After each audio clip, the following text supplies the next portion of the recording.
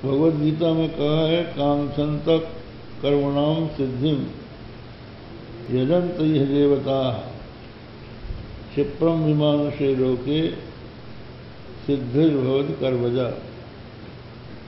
कर्म के फल की इच्छा से जो अन्य देवताओं की आराधना उपासना करते हैं, तो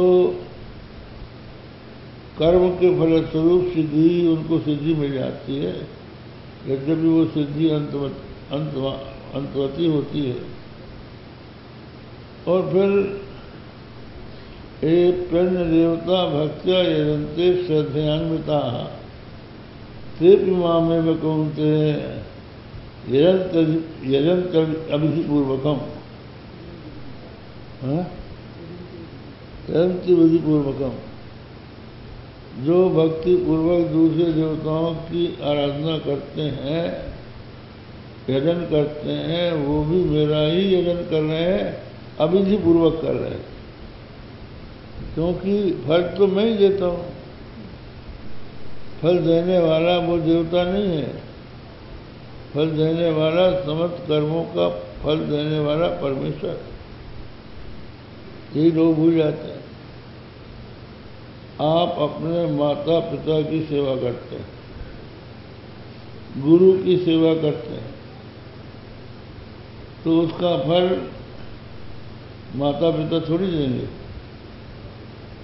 माता पिता बूढ़े हो गए, उन्होंने खाट पकड़ ली, उठ बैठ नहीं सकते, आप उनको स्नान कराते हैं, कपड़े पहनाते हैं, कपड़े धोते हैं, भोजन कराते हैं।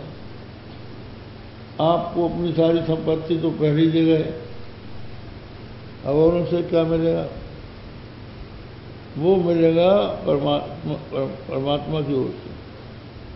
इसने अपने माता पिता की सेवा की, ये इसका पुण्य कार्य है, अब इसका फल हो जाएगा। ऐसे ही आप अपने गुरु की सेवा करते हैं, तो गुरु आपसे चाहे बोले ना बोले, लेकिन आपने गुरु की सेवा की, गुरु की परिचर्या की, तो उसका फल भी भगवान से मिलेगा। सब भगवान के यहाँ वही खाते में लिख जाता है। इसलिए हमारे गुरु जी कहते थे कि यदि तुमको कोई भोजन कराए, साधु तो भोजन करते ही हैं गृहस्थ में, यहाँ तो तुम मत समझो कि ये करा रहा है, कराने वाला वही है। और समझ लीजिए कि आजकल कितना स्वार्थी संसार हो गया है। अपने सगे बाप को भी दूध नहीं पिलाते, लेकिन हम लोगों के सामने दूध के गिलास लिए खड़े रहते हैं, हीरो महाराज। तो ये थोड़ी दूध पिला रहे हैं जो सबको खिलाने वाला है। विश्व भरण पोषण कर जो, तो सारे जगत का पोषण करने वाला है, वो कर रहा है, और उसका फल भी वही देगा। तो कहने का मतलब ये है कि जो खर है, खर और खल रजोर भेदा, रजोर अभेदा, राम अल्लाह का अभेद है। तो खर का है, खल है, तो ये खलों को दूसरों का सुख अच्छा नहीं लगता। वो बड़े कृपण होते हैं, मैं मर जे हों तो ही न बने हों, न खाएं न खाने दें, भले ही सड़ जाए भोजन, लेकिन अपने भी नहीं खाएंगे और किसी को खिलाएंगे भी नहीं। ये खलों का काम है। तो फलों को पकड़ के बैठ गए, न अपने खा रहे हैं, न किसी को खाने नहीं दे रहे हैं। इन खलों का वध भगवान श्री कृष्ण के और बलदेव जी के द्वारा हुआ।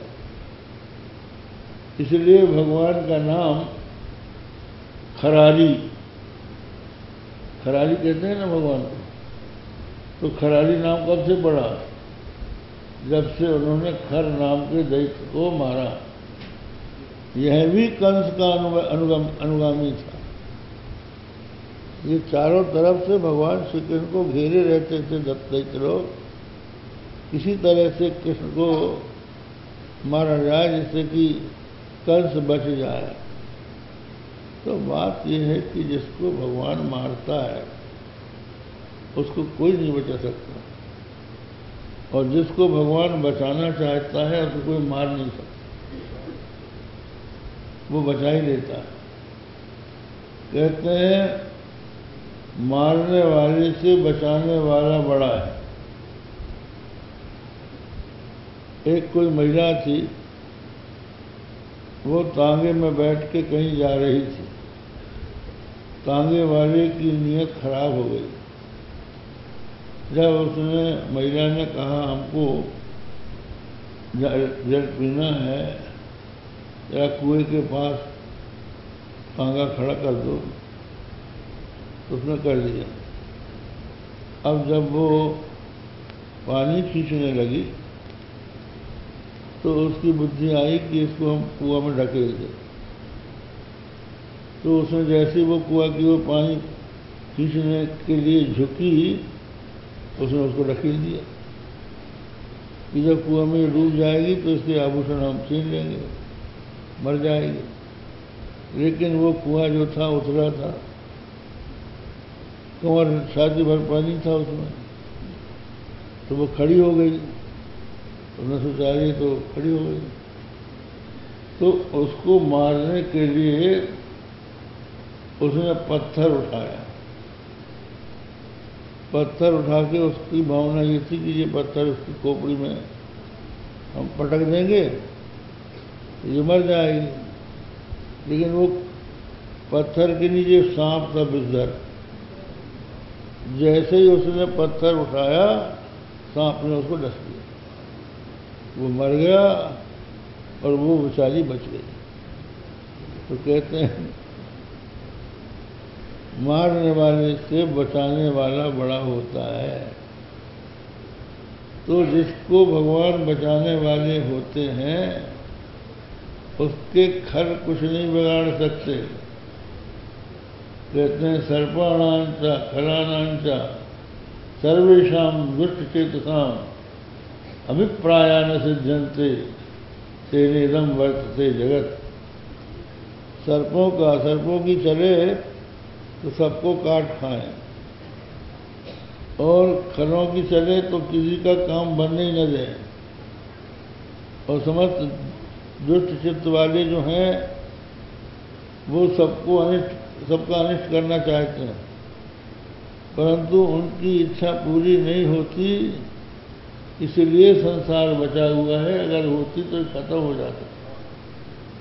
तो फिर भी ये है कि जो खर हैं उनका दमन भगवान की ओर से होता है। तो खर को भगवान ने मारा, खरारी हो गए। तो बहुत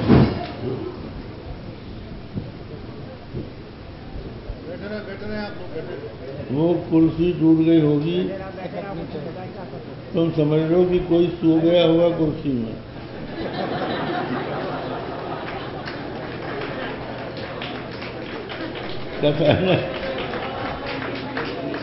कथा न सुन के कोई सो गया होगा। अब कोई बात नहीं, अरे